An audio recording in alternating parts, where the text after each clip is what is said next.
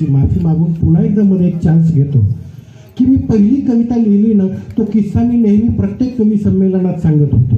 पाठीमागे भगवंत आहेत, त्यांनी मला माफ करावं, कारण तुकाराम महाराजांनी एक ओवी लिहिली होती की पाण्यातला मासा झोपया घेई कैसा, जावे त्याच्या वंशात तेव्हा कळे. पण पोद्दार घडला तू कसा की पाण्यातला मासा लागतो कसा, खावा त्याचा रसा तेव्हा कळे. त्याच्यामुळं काय, कविता समजावून माशाच्या रसासारखी समजून घ्यावी लागते. तर तो रसा, कारण दिगंबर दाते मला नेहमी चिडवत असतो की 2 सुहास आहेत जालन्यामध्ये, एक सुहास सदावर्ते आणि एक सुहास पोद्दार, एक पांढरा रस्सा आणि एक तांबडा रस्सा.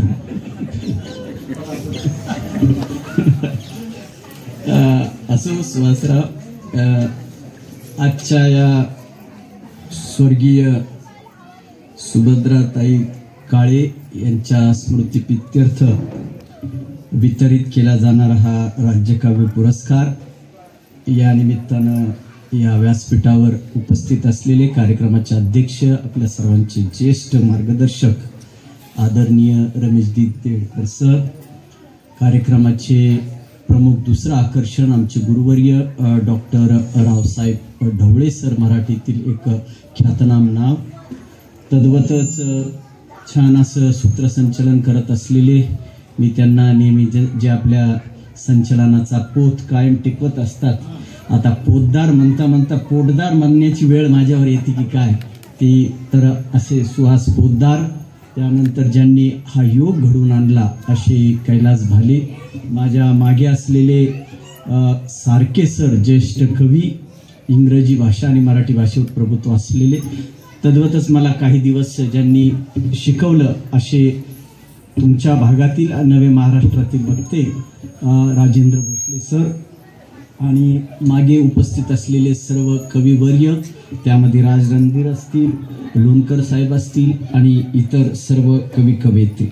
फारसा वेळ आपल्यामध्ये घेत नाही. मला एक विधान फार आवडलं की लोक आजकाल वाचत नाही. सुहासराव, मी या मताची सहमती शब्दाकडे बघा की लोक जगतात पण वाचत नाही आणि वाचत नसतानाही जगतात, आणि त्यामुळे हे एक विचार करण्यासारखं असतं. आणि म्हणून जर जगायचं असलं तर वाचलं पाहिजे आणि वाचायचं असलं तर वाचलंच पाहिजे, आणि म्हणून हा सगळा महिमा असतो. तर असो शोध कवितेचा हे जे मंगेश पाडगावकरांचं पुस्तक चालत असताना, कारण अभ्यासूनी प्रकटावे अन्यथा नसावे हे बरे नव्हे असं घनसांगीतूनच आम्हाला थेट शिकवण असल्यामुळे ती सवय पडली. आणि मग पाडगावकर कवितेच्या अंगाने एका ठिकाणी म्हणतात की कवीनं नेमकं काय केलं पाहिजे, तर मला असं वाटतं कविता तीच श्रेष्ठ असते जी कविता आत्मशोध घेत असते. या कवितेवर नारायण खरात सरांच्या साहित्यावर भाष्य करताना मला हा एक धागा महत्वाचा वाटतो की कवितेच्या तळाशी काय असेल तर आत्मशोध. आणि मंगेश पाडगावकरांच्या पुस्तकात मी वाचलंय की कोलाहात साऱ्या माणूस शोधतो मी, गर्दीत माणसांच्या माणूस शोधतो मी, हे धर्म देवळे ही दुंडून सर्व आलो, भिंती पल्ल्याड त्यांच्या माणूस शोधतो.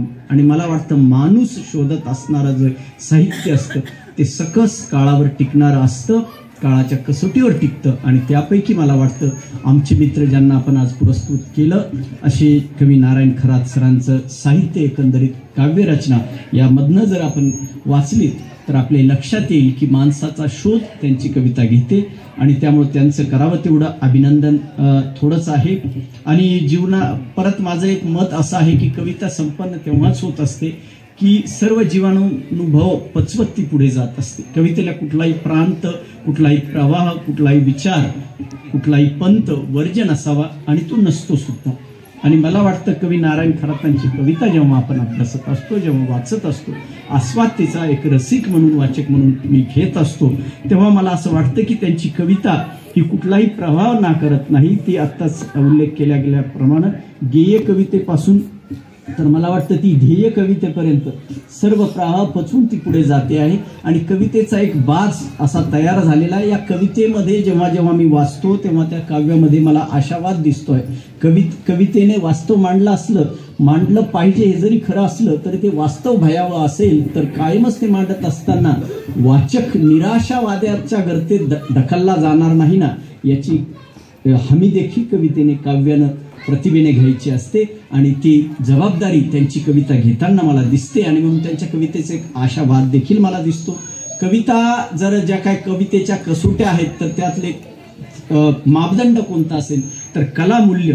काव्याला तुमच्या लिखाणाला एक कलामूल्य असलं पाहिजे आणि मला वाटतं खरात सरांच्या कवितेला कलात्मक मूल्य देखील आहे.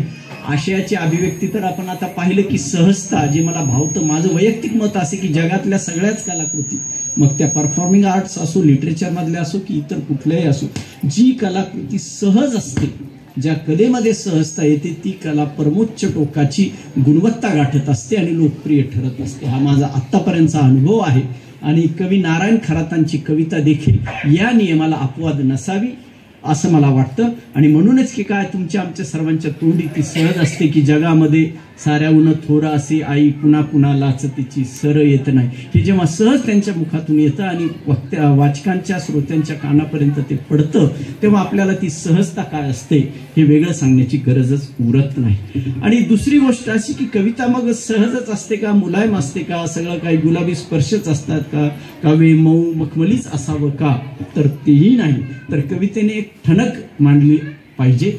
आणि मला वाटतं गाव गाड्यामध्ये जगत असताना हा कवी माझे ज्येष्ठ मित्र बंधू हे जे त्यांना जे जाणवणारे वास्तवाचे चटके भोगलेले जे काय हाल अपेष्ट असतील त्या देखील त्यांची ठणक त्यांच्या कवितेमधून कुठेतरी दिसते आहे. आणि ते सांगत असताना मला काही दाखले इथे मुद्दामून द्यावेसे वाटतात की वेदना देखील त्यांनी नेहमी मांडलेली आहे. त्या वेदनेमध्ये बघा की अखंड सोबतीला जखमाच पाळतो मी, माझ्याच वेदनाचे सुतक पाळतो मी, असे देखील निरीक्षण नोंदवायला कवी विसरत नाही की आपल्या जखमांचं सुतक आपण पाळलं पाहिजे, स्वतःमध्ये डोकावलं पाहिजे. आणि ती वेदना शेवटी काव्य म्हणजे तरी काय असतं तर माझं असं स्पष्ट अभ्यासांती मत आहे, चिंतनांती मत बनलंय की वेदनेला संवेदनेने दिलेला प्रतिसाद म्हणजे काव्य असतं. आणि म्हणून खरात सरांची कविता ही जागोजागी वेदनेला त्यांच्या ठाई असलेल्या वेदनेला त्यांची संवेदना प्रतिसाद देत जाते आणि ती कविता असे गर्भ होत गेलेली आपल्याला वाचत असताना नेहमी दिसते. 72च्या दुष्काळाच्या झाळाही त्यांनी त्यात टिपलेल्या आहेत बेमालूमपणे. त्या असं लिहितात व्यसना जिंतेवर की कुणी नसतं कुणाचं पाणी मायेचं आटलं, कुणी नसतं कुणाचं पाणी मायेचं आटलं, खाली फाकली धरणी वर आभाळ फाटलं. आणि मला वाटतं यापेक्षा समर्पक शब्दामध्ये दुष्काळी भागाचं चित्रण असू शकणार नाही. आणि म्हणून इतक्या सहजगत्या ते लिहून जातात आणि दुष्काळ आपल्या समोर उभा राहतो, शब्दचित्र ते उभे करतात. आणि मग कवीची जी काही निर्मिती प्रक्रिया आहे ती देखील आपण समजून घेतलं पाहिजे. बऱ्याच वाचकांना असा मोह होतो की मी लिहिलं पाहिजे. आता लिहिणं सगळ्यांनाच जमत नाही, लिहिलेलं सगळ्यांनाच सर्वांपर्यंत पोहोचवता येत नाही. ते मला वाटतं कधी कधी काही अंशी ती दैवी देणगी असते की काय असाही माझ्या मनाला माझ्यासारख्याच्या मनाला प्रश्न पडतो. आणि त्यामुळे कवितेचं त्यांचं जे चारोळी संग्रह आहे अंतरंग त्यामध्ये कवितेची निर्मिती प्रक्रिया थोडीशी काही अंशी उलगडताना आपल्याला दिसते. आणि त्या मुखपृष्ठावरच्या 4 ओळी मला फार माझ्या मनाला भावल्या, त्या मुद्दाम इथे ठेवण्याचा मोह मला अनावर होतो आहे. ते असं म्हणतात की कवितेची प्रक्रिया सांगत असताना निर्मितीची, कविता येते माझ्याकडे पण ती असते घाईत. कविता नेहमी घाईत असते. आमचा आता सगळ्यांचा अनुभव कवी लोकांचा की आम्हाला जे सुचतं कधी कधी रात्री बेरात्री 2:30-3ला काहीतरी सुचतं आणि उठून पेनानं ते कागदावर लिहून आम्हाला 7च्या नंतर लिहिते. आणि ते जर नाही लिहिलं तर कदाचित ती कविता गेलेली असते, नाहीशी झालेली असते. आणि म्हणून ते म्हणतात कविता येते माझ्याकडे पण ती असते घाईत, बंद करून ठेवतो तिला कागदावरील शाही. आणि मला असं वाटतं ज्याला ज्याला ते काही कविता सुचली, कल्पना सुचली, ती जर शाहीत शब्दबद्ध करता आली तर पुढे काव्यरूपाने ती तुमच्या आमच्या समोर येत असते. आणि मग कवितेमध्ये काही दुःख आहे, काही दैनाई आहे.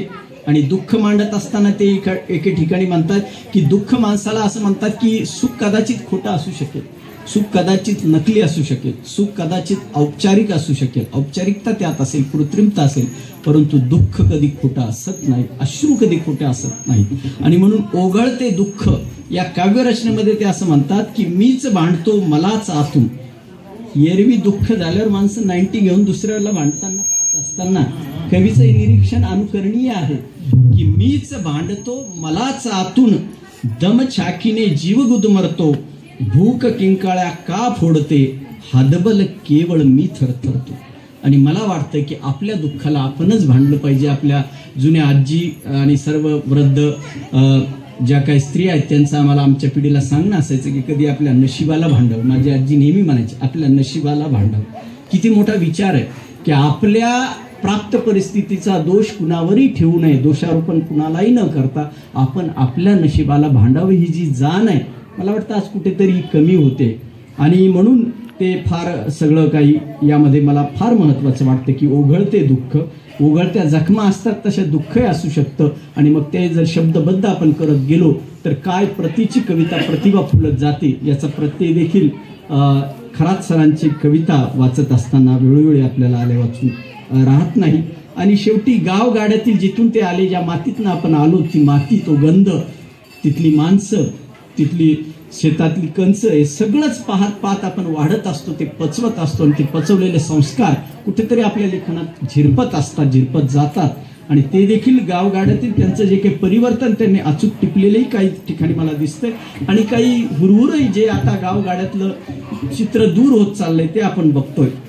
आणि मी नेहमी मागे म्हणत असतो की आपण आता 5 स्टार हॉटेल, रामा इंटरनॅशनल सारख्या हॉटेलमध्ये आपण कॅन्डल लाईट डिनर घेतो, परंतु आजही मागे आमच्या खेड्यामध्ये कंपल्सरी कॅन्डल लाईट डिनर असायचं. MSCBच्या आशीर्वादाने महिन्यातनं 2-3दा आता ते असतं, लोणकर सर आहेत.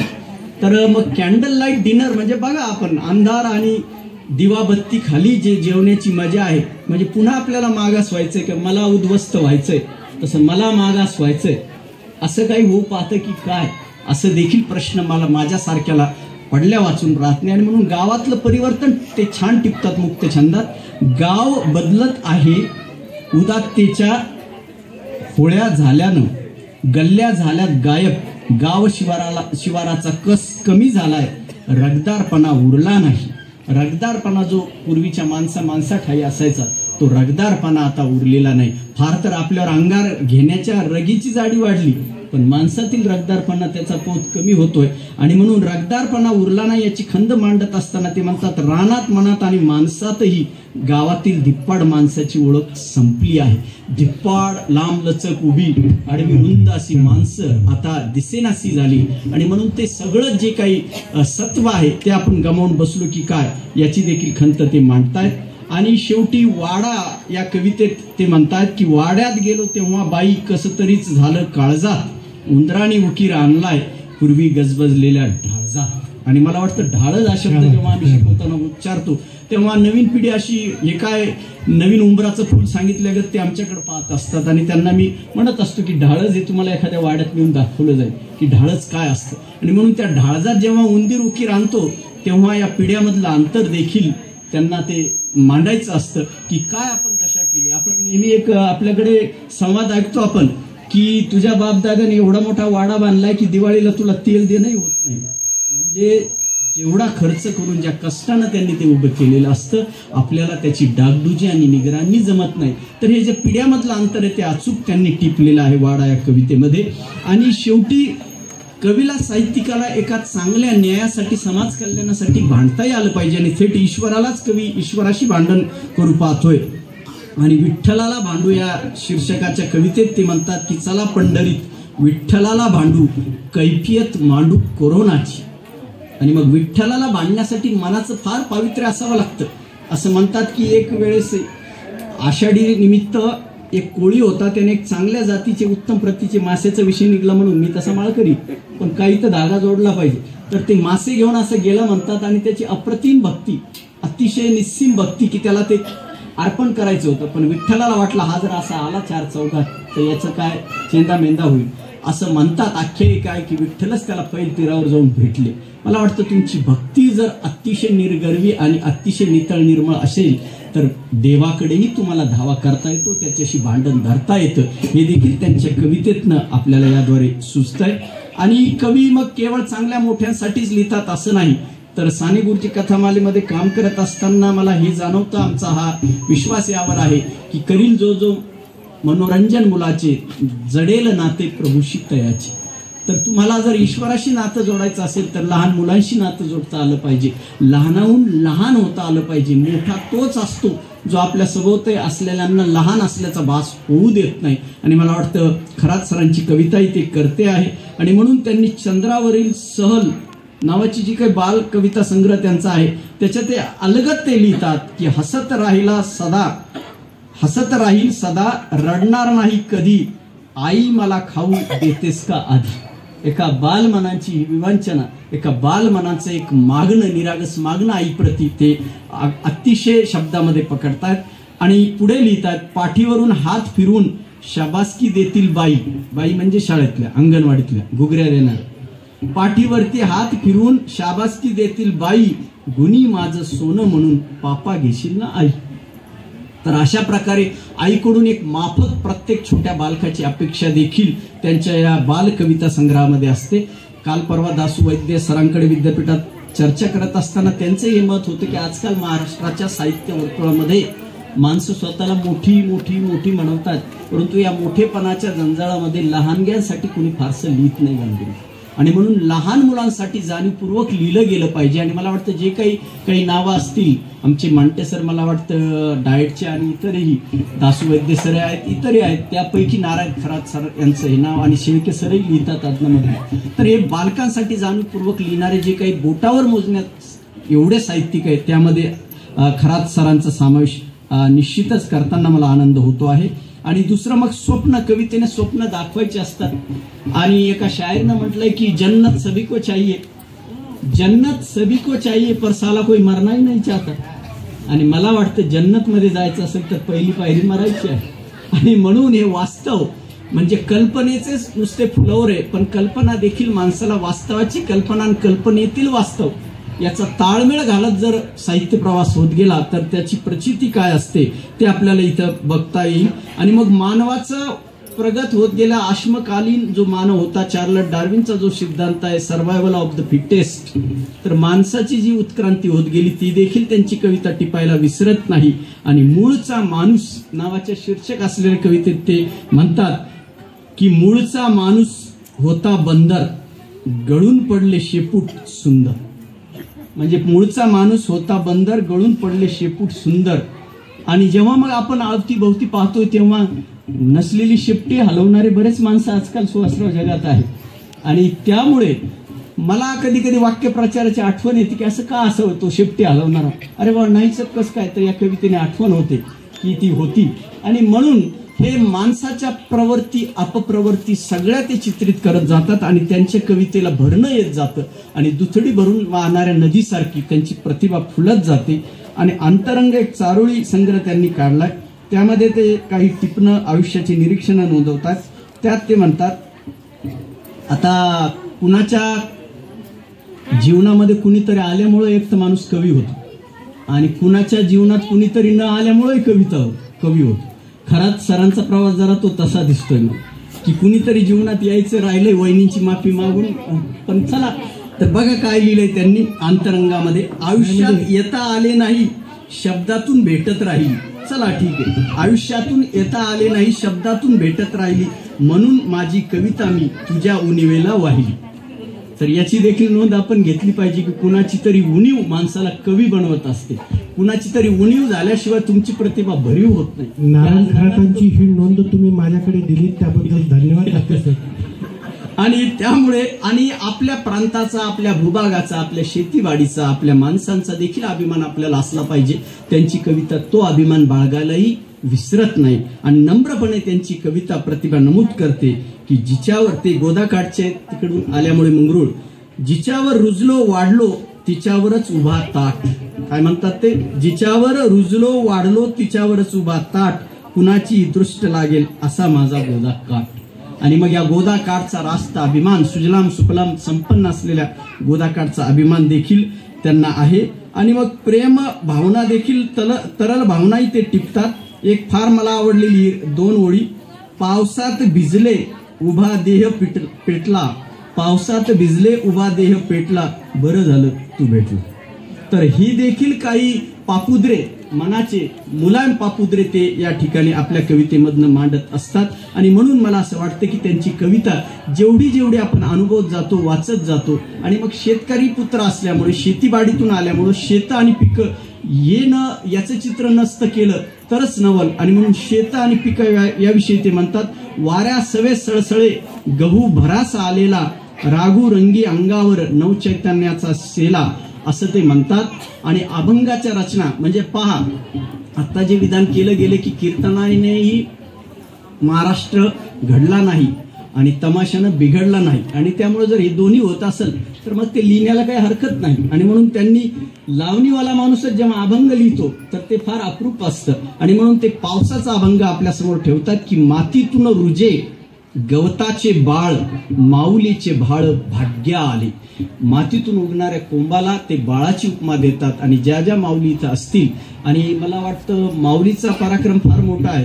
मृत्युंजयमध्ये एक विधान आहे, रणजितत्व, प्रत्येक पराक्रमाचं मातृत्व हे पुरुषाकडे जात असतं, परंतु मातृत्वाचा पराक्रम आईच करू शकते, स्त्रीच करू शकते। आणि म्हणून जे काही पराक्रमी पुरुष असतील, पण त्या पराक्रमी पुरुषाला जन्माला घालण्याचं काम जर कोण करत असेल समाजामध्ये तर एक स्त्री करत असते, आणि त्या अर्थानं स्त्री भावनाही ते मांडत असतात।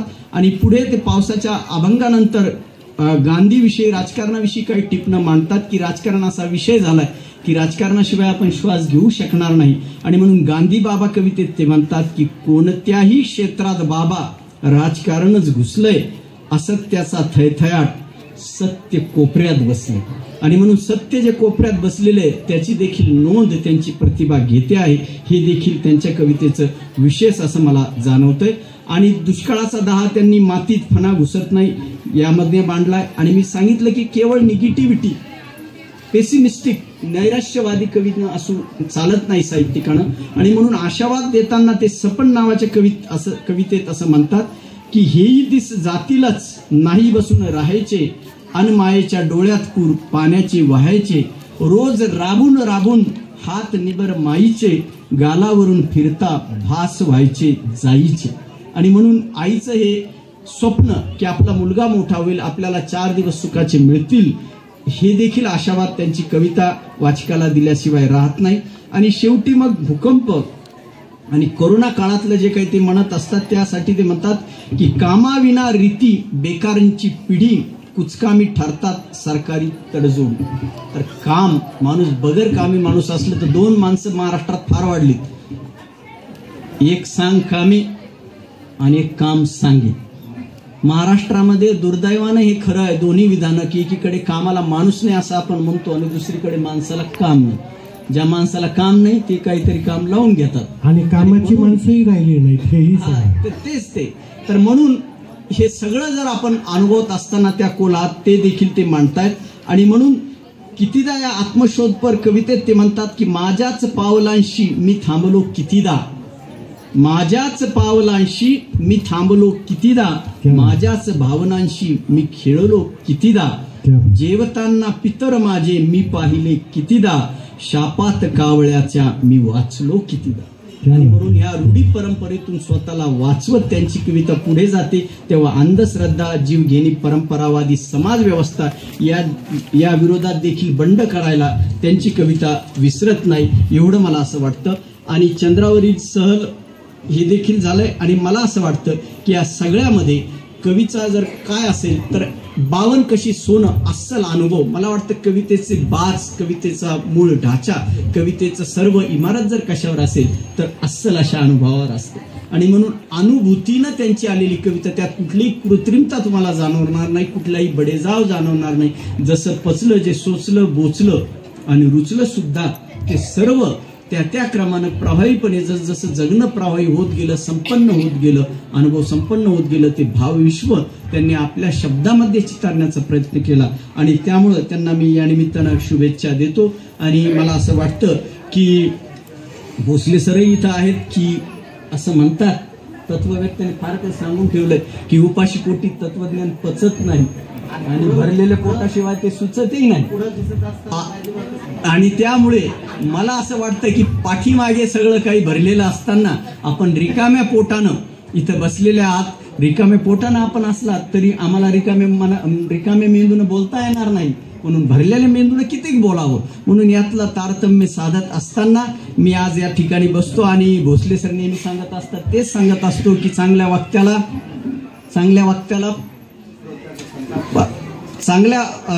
प्रत्येक प्रत्येक पेशंटला, प्रत्येक डॉक्टरला पेशंटचा ताप कळाला पाहिजे, प्रत्येक मुलाला आपला बाप कळाला पाहिजे आणि चांगल्या वक्त्याला श्रोत्याचा संताप कळाला पाहिजे. आणि तो तुम्हाला येण्याच्या अगोदर मला वाटतं मी माझी जागा घेतलेली बरी राहील. आज आमचे भाले सर, बंडूजी काळे सर आणि सर्व गोतावळा परिवार, मुद्रा साहित्य सेवा संघ या सर्वांनी मला आदरपूर्वक बोलवलं, अभिव्यक्त होण्याची संधी दिली, त्याबद्दल त्यांचे सर्वांचे आभार मानतो. आमचे कवी मित्र नारायण खरात सर यांना हा पुरस्कार मिळाला, त्याबद्दल त्यांची मनस्वी अभिनंदन करतो आणि त्यांच्या पुढच्या साहित्यिक वाटचालीस शुभेच्छा देतो. त्यांच्या हातून अशीच दर्जेदार साहित्यकृती, साहित्य सेवा या समाजाची घडो अशी आशा बाळगतो आणि माझी 2 शब्द भाष्य संपवतो. जय हिंद, जय महाराष्ट्र. धन्यवाद सर.